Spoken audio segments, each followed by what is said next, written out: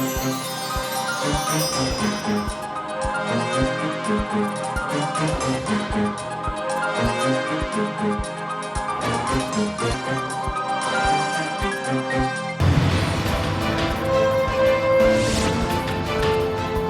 एक ही इरादा था, भारत माता को जगत जननी के सिंहासन पर बिठाना है।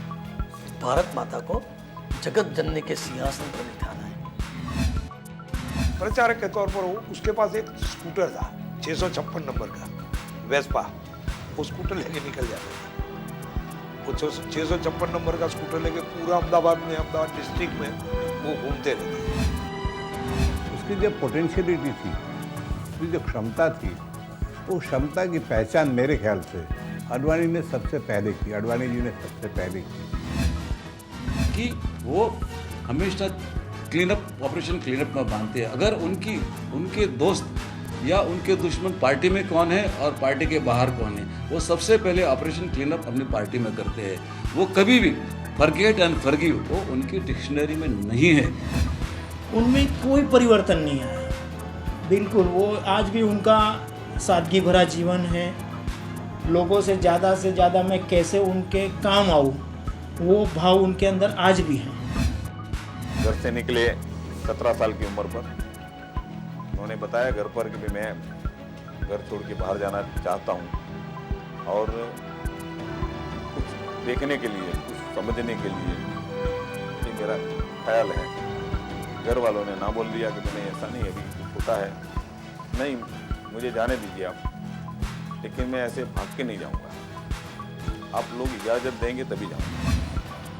जब वो सीएम हुए तो उन्होंने मुझे ऐसा कहा कि महेंद्र जी अभी किसी मंदिर में है ना, मंदिर का वेबसाइट नहीं बनवाया, तो आप तो पढ़े लिखे हैं, तो आप उसको अडॉप्ट करिए। हमने वेबसाइट बना दी, 1 महीने के बाद हमारी मुलाकात हुई। तो मैंने कहा साहब मंदिर का वेबसाइट तैयार, अरे क्या वेबसाइट बना दिया, 1 महीने से कुछ चेंज तो किया नहीं।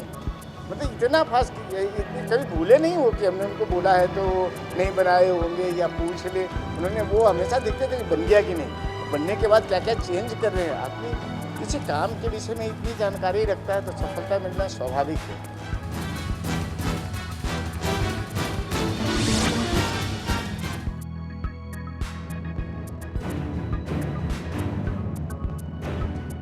स्कूल के दिनों में 8 साल के नरेंद्र मोदी की शामें अक्सर राष्ट्रीय स्वयंसेवक संघ की शाखा में ही गुजरती थीं। राष्ट्रीय स्वयंसेवक संघ का गठन 1925 में महाराष्ट्र के शहर नागपुर में हुआ था और वडनगर में उसकी शाखा 1944 में शुरू की गई थी। लेकिन 1948 में महात्मा गांधी की हत्या के बाद सरकार ने संघ पर प्रतिबंध लगा दिया था, तो गुजरात में भी संघ की जड़ें कमजोर पड़ गई थी। करीब 10 साल तक 1958 में जब बाबू भाई नायक नाम के संघ प्रचारक ने वडनगर में युवाओं को संघ से जोड़ने की मुहिम छेड़ी, तो उस संघ में जुड़ने वालों में 8 साल के नरेंद्र मोदी भी शामिल थे। एक दिन संघ की शाखा में जब नरेंद्र की मुलाकात लक्ष्मण राव ईमानदार उर्फ वकील साहब नाम के शख्स से हुई, तो जैसे उनकी दुनिया ही बदल गई। वी कामत ने the man of the movement में लिखा है कि उस वक्त गुजरात में प्रांत प्रचारक रहे वकील साहब से ही नरेंद्र मोदी ने संघ का बुनियादी सबक सीखा था। नरेंद्र मोदी जो नरेंद्र मोदी बने, उसमें 2 पाठशालाओं का खासा महत्व है। एक तो वो जो वडनगर में स्कूली शिक्षा दीक्षा लेकर, और दूसरी वो पाठशाला यानी कि संघ की पाठशाला, जहां पर विद्यार्थी यानी कि प्रचारक के तौर पर उन्हें कसौटी पर तोला गया। 1972 से 1974 के बीच नरेंद्र मोदी नडियाद की गली गली में इसी तरह साइकिल पर घूमकर संघ का प्रचार प्रसार करते रहे। इसीलिए नरेंद्र मोदी को कहा जाता है कि कुशल संगठक, कुशाग्र बुद्धि वाले, गुजरात के कोने कोने और चप्पे चप्पे से वो वाकिफ। एक तरफ आरएसएस का असर और दूसरी तरफ धर्म की ओर झुकाव। युवा नरेंद्र का मन जिस ओर बढ़ रहा था, उससे उनके परिवार के लोग परेशान हो गए। उनके परिवार वालों को लगने लगा कि कहीं नरेंद्र मोदी संन्यास न ले ले। नरेंद्र मोदी के धर्म की तरफ बढ़ते झुकाव से परेशान होकर आखिरकार उनके माता पिता ने उनकी शादी कराने का फैसला कर लिया था और घाटी समुदाय की परंपरागत के मुताबिक उनकी शादी पड़ोस के ही कस्बे में तय की गई थी। कारवां मैगजीन के लेख के मुताबिक नरेंद्र मोदी की मंगनी वडनगर के पास ब्राह्मणवाद की रहने वाली यशोदा बेन चिमनलाल से हुई थी। और फिर 13 साल की उम्र में उनकी शादी भी करा दी गई थी। लेकिन शादी के करीब 4 साल बाद 1967 में जब नरेंद्र मोदी 11वीं क्लास में पढ़ रहे थे, तब अचानक एक दिन उन्होंने घर छोड़ने का फैसला कर लिया था। उस वक्त नरेंद्र मोदी 17 साल के थे।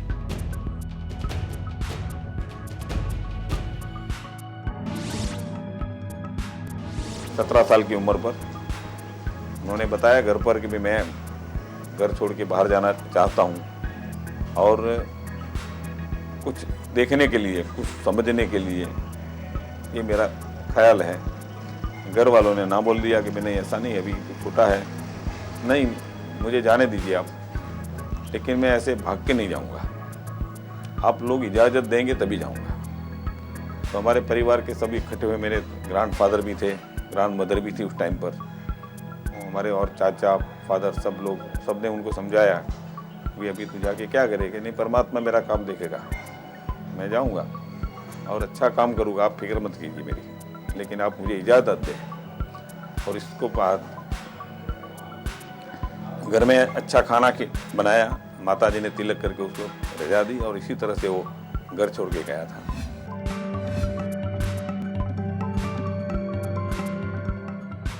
सत्रह साल की उम्र में नरेंद्र मोदी ने आध्यात्मिक ज्ञान की तलाश में अपना घर छोड़ दिया था, लेकिन उसके बाद वो कहां गए और कहां रहे, ये बात कोई नहीं जानता।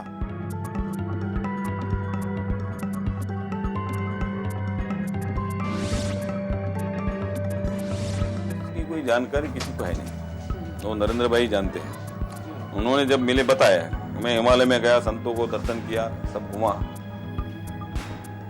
और कुछ टाइम पर जगन्नाथ मंदिर में भी रहे हुए थे। इसके बाद संघ के कार्यालय में रहने लगे और संघ के कार्यालय में रहते थे। उस टाइम पर वो हमारे मामा थे बाबूलाल मोदी करके, उनका एसटी में डिवीज़न ऑफिस के पास कैंटीन था, तो कैंटीन में कुछ टाइम आते थे।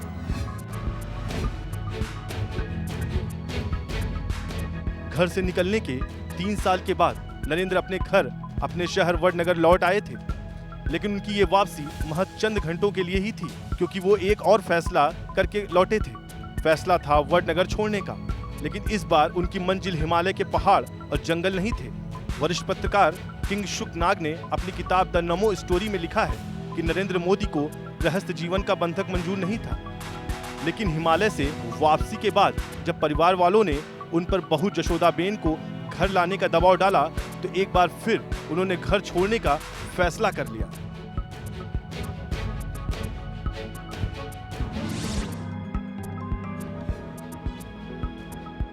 नरेंद्र मोदी के दोस्त डॉक्टर अनिल रावल नरेंद्र मोदी की जिंदगी में उस वाकये का जिक्र करते हैं जिसने उनकी जिंदगी की दिशा बदल दी।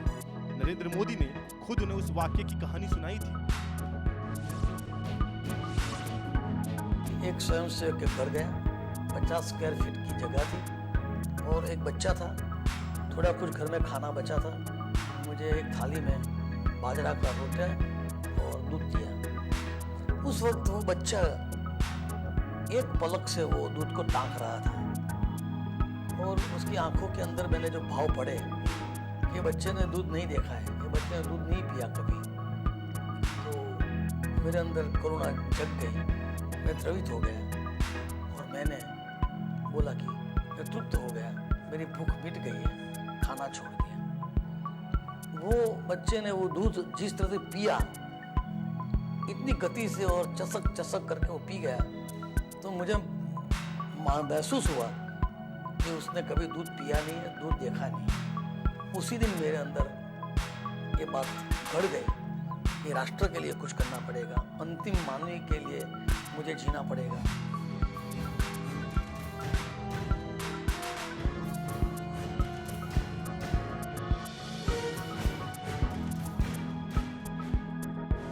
मोदी का जीवन कई उतार चढ़ाव, त्याग, तपस्या से होकर गुजरा।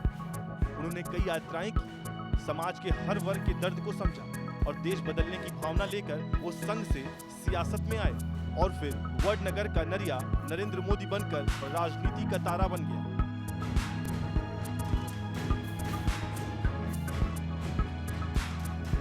ये थी नरेंद्र मोदी के एक आम से खास बनने की कहानी।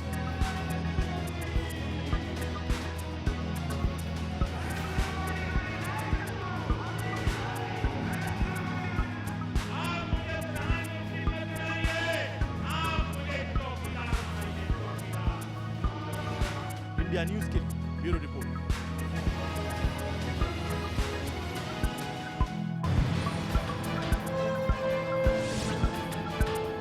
उनका एक ही इरादा था, भारत माता को जगत जननी के सिंहासन पे बिठाना है। भारत माता को जगत जननी के सिंहासन पर बिठाना है। प्रचारक के तौर पर उसके पास एक स्कूटर था 656 नंबर का वेस्पा, वो स्कूटर लेके निकल गया। वो 656 नंबर का स्कूटर लेके पूरा अहमदाबाद डिस्ट्रिक्ट में वो घूमते रहते। उसकी जो पोटेंशियलिटी थी, उसकी जो क्षमता थी, वो क्षमता की पहचान मेरे ख्याल से अडवाणी ने सबसे पहले की। अडवाणी जी ने सबसे पहले की कि वो हमेशा ऑपरेशन क्लीनअप में मानते हैं। अगर उनके दोस्त या उनके दुश्मन पार्टी में कौन है और पार्टी के बाहर कौन है, वो सबसे पहले ऑपरेशन क्लीनअप अपनी पार्टी में करते हैं।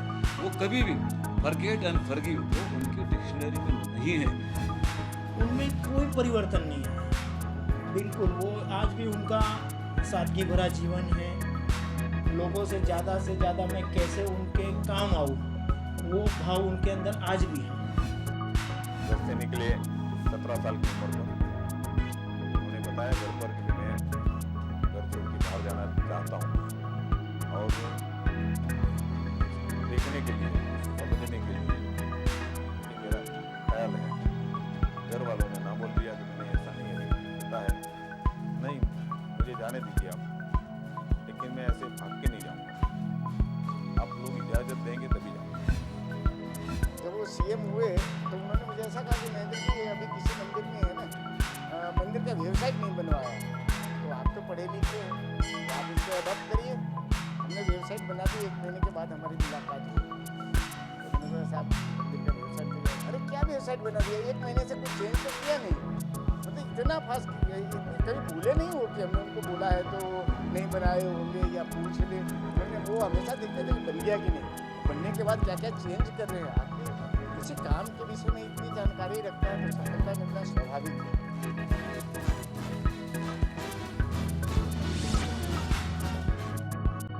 नरेंद्र दामोदर दास मोदी हिंदुस्तान की राजनीति का आज सबसे बड़ा नाम।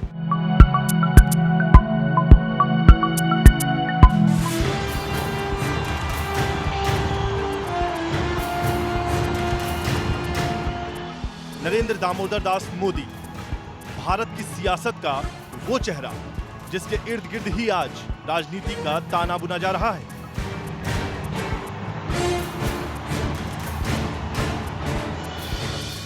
मोदी एक ऐसी शख्सियत है जिसने अपने दम पर भारतीय राजनीति की तस्वीर बदल दी।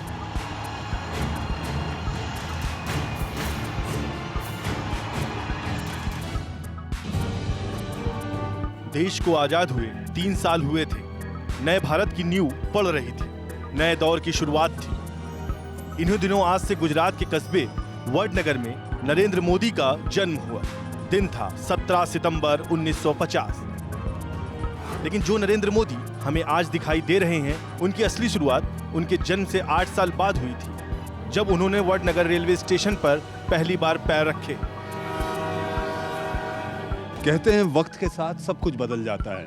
जी हाँ, कभी यहाँ नरेंद्र मोदी के पिता की चाय की कैंटीन हुआ करती थी, लेकिन आज यहाँ सब कुछ बदला बदला सा दिखाई देता है। लेकिन एक चीज़ है जो उस समय के बाद की गवाह है, वो है ये बरगद का पेड़। कहते हैं बरगद के पेड़ की जड़ें काफ़ी मजबूत होती हैं, और उसी तरह ये बरगद का पेड़ जब भी वैसा ही था, आज भी वैसा ही है। आज से बहुत साल पहले यहाँ इनके पिताजी की चाय की होटल थी। उस समय हमारे सामने जो BN हाई स्कूल है, उसमें हम सब पढ़ते थे, और रिसेस के टाइम पर और स्कूल के बाद नरेंद्र भाई यहाँ आया करते थे, और पिताजी को मदद करने के भाव से वो चाय बेचते थे। स्टेशन और प्लेटफॉर्म का नरेंद्र मोदी के जीवन में खासा महत्व है, क्योंकि जिस चाय को लेकर आज चर्चा हो रही है, जिस चाय से नरेंद्र मोदी को जोड़ा जा रहा है, वह इसी प्लेटफॉर्म से रोज वडनगर में अपने पिता का हाथ बटाते हुए जब भी कोई रेल आती तो वो इसी रेल में चढ़कर लोगों को चाय पिलाते थे, और चाय का अपना धंधा कर जो पैसे कमाते थे वो लाकर अपने पिता को वापस दे देते। वो अपने पिताजी को मदद करने के भाव से यहाँ आते थे, और बगल में ही होटल थी, इसलिए वो यहाँ चाय बेचा करते थे। नहीं तक स्कूल में पढ़े तब तक उन्होंने चाय बेचने का काम किया था इस स्टेशन पर। वडनगर रेलवे पर बनी चाय की दुकान से मोदी का गहरा नाता रहा है। बात चाय की है तो नरेंद्र मोदी को करीब से जानने वाले और उन पर कई किताब लिखने वाले किशोर मकवाना चाय से जुड़े मोदी का एक दिलचस्प किस्सा सुनाते हैं जो मोदी की सोच को बताता है। मोटिवेशन करना, संगठन करना, ये उनके स्वभाव में है।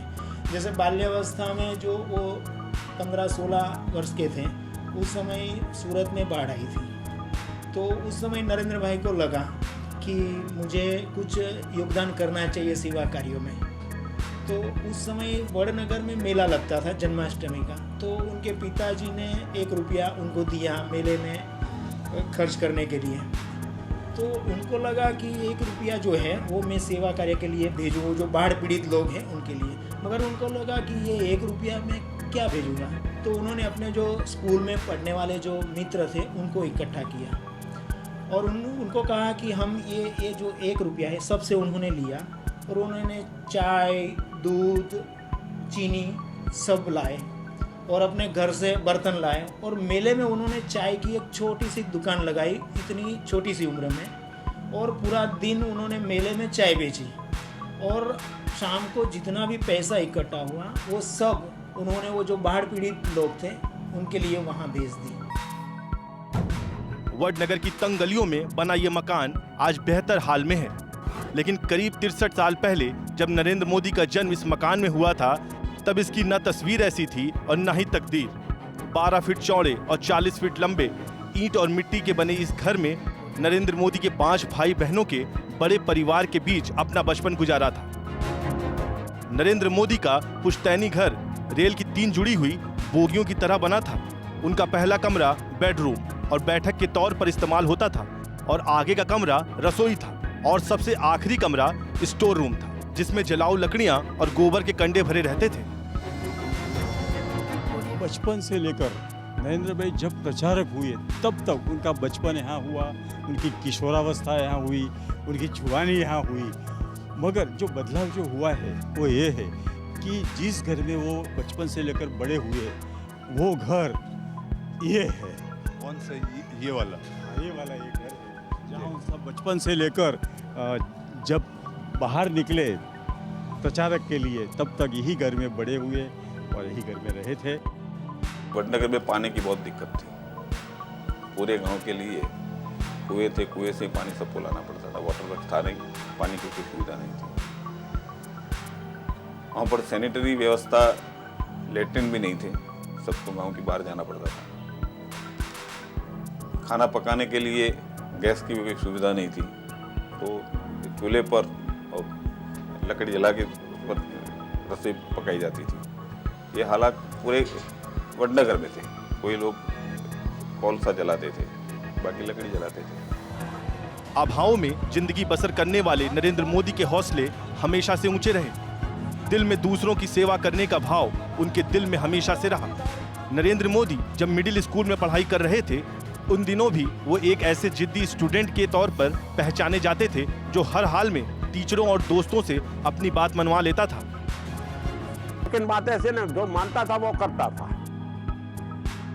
वो जब उसको ख्याल नहीं आता दिल में तो नहीं ना बोल देता, मना करता, मैं नहीं कर सकता हूँ। लेकिन उनको समझाना चाहिए, वो समझ गया तो फिर भी करता रहता था। Very intelligent boy he was. Vadnagar कस्बे के बीच में बना ये शर्मिष्ठा तालाब है। एक वक्त ये तालाब मगरमच्छों से भरा रहता था, इसलिए तालाब के ज्यादा अंदर जाने से लोग डरते थे। लेकिन अपने अड़ियल स्वभाव के चलते नरेंद्र मोदी मगरमच्छों से भरे इस तालाब में भी बेखौफ छलांग लगा दिया करते थे। उनको 2 शौक थे, तालाब में नहाने का और अच्छा तैराक थे वो, और दूसरा लाइब्रेरी में जाके पढ़ाई करने और स्कूल में जाने का। तो घर में तो उनका हाजिरी होना ही कम रहता था। स्कूल, लाइब्रेरी और तालाब में रोज नहाने में जाने का तो आधा घंटा तालाब में चले जाते, और शाखा में जाने का संघ की। इस तरह से उनका बचपना, किशोरावस्था, पढ़ाई खत्म हुई तब तक ऐसा ही चलता रहा।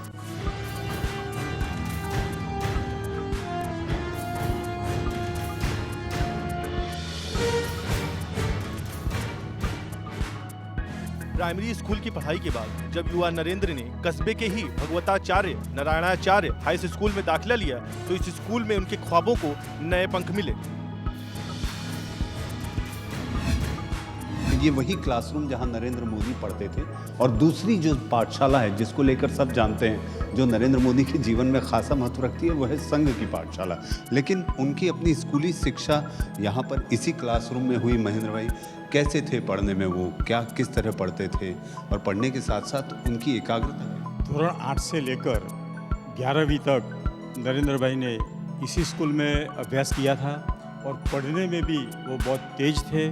पढ़ने के साथ साथ और सब जो विषय है मानो कि नेतृत्व का उनका जो इसमें भी वो अग्रसर रहते थे। वडनगर के BN हाई स्कूल में नरेंद्र मोदी ने 10वीं तक की पढ़ाई की। उन्होंने नाटक में भी भाग लिया। स्कूल में आज भी उनकी वो तस्वीर है जिसमें वो किसी नाटक के लिए सरदार के किरदार में हैं। 1966-67 में जब इंडो पाक युद्ध हुआ उसी समय स्कूल के वार्षिकोत्सव में एक नाटिका का डेमोन्स्ट्रेशन हुआ, हरियाली के हत्यारा, और उनका जो थीम विषय वस्तु थी वो भारत पाक युद्ध की थी कि हमारी सीमाओं को पर उन्होंने आक्रमण किया है तो विदेशी आक्रमण को हमें हटाना चाहिए।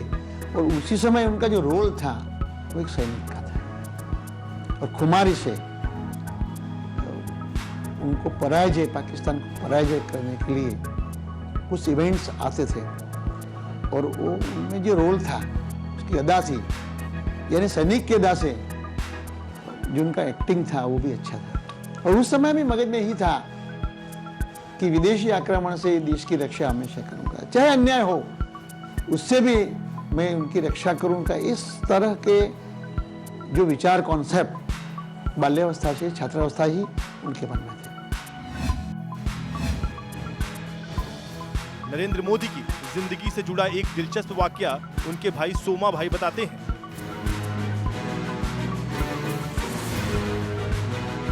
हमारे घर के नजदीक में एक महादेव का मंदिर है और मंदिर में एक साधु महात्मा रहते थे और उनका खाने की व्यवस्था मोहल्लों वालों ने की हुई थी।